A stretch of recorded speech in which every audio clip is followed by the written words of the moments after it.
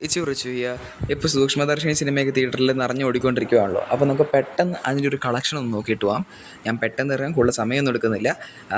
ഇപ്പോൾ പുഷ്പ 2 ഉള്ളതിനാൽ സൂക്ഷ്മദർശിനി കളക്ഷൻ വീഴുമെന്ന് കുറേ ആൾക്കാർ പ്രതീക്ഷിച്ചിരുന്നു. പടം ബോക്സ് ഓഫീസിൽ ഫെയിലാകുമോ, എന്ത് നടക്കുമെന്ന്. പക്ഷേ ഒരിക്കലും നസ്രിയയും ബേസിലും തമ്മിലുള്ള കോംബോ നമ്മളെ നിരാശപ്പെടുത്തില്ല എന്ന് നമുക്കറിയാമായിരുന്നു. അതുകൊണ്ട് തന്നെ പടം 18ാം ദിവസമായി ഇന്നും കൊണ്ട് പടം 50 കോടി ക്ലബ്ബിൽ ഇടം പിടിച്ചിരിക്കുകയാണ്. പടം 50 കോടി രൂപ ക്രോസ് ചെയ്തിട്ടുണ്ട്. ഇന്ത്യയിൽ നിന്ന് മാത്രമായിട്ട് 28.7 കോടി രൂപയും ഓവർസീസിൽ നിന്ന് 21.5 കോടി രൂപയും പടം നേടിയിട്ടുണ്ട്. ഇനി കേരളേൻ്റെ കണക്കെടുക്കുകയാണെങ്കിൽ പടം കേരളയിൽ ഇതുവരെയായിട്ടും 25.2 കോടി രൂപയാണ് കേരളയിൽ നിന്ന് മാത്രം നേടിയേക്കുന്നത്. അതുകൊണ്ട് ഇന്ന് 18ാം ദിവസമായ ഇന്നും പടത്തിന് 25 ലക്ഷം രൂപയ്ക്ക് മേളിൽ കളക്ഷൻ കിട്ടിയിട്ടുണ്ടെന്നാണ് റിപ്പോർട്ടുകൾ വരുന്നത്.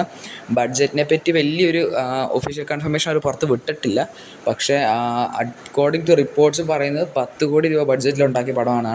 10 കോടി ബഡ്ജറ്റിലുണ്ടാക്കിയ പടമാണെങ്കിൽ 50 കോടി കിട്ടുക എന്ന് പറഞ്ഞിട്ടുണ്ടെങ്കിൽ പ്രൊഡ്യൂസേഴ്സിന് ഭയങ്കര വലിയ ലാഭമാണ് പടത്തിന് ഈ പടത്തിൽ നിന്ന് കിട്ടിയിരിക്കുന്നത്. അപ്പോൾ അതൊക്കെയാണ് ഈ കാര്യങ്ങൾ. പുഷ്പയുടെ റിലീസിന് ശേഷവും സൂക്ഷ്മദർശിനിക്ക് നല്ല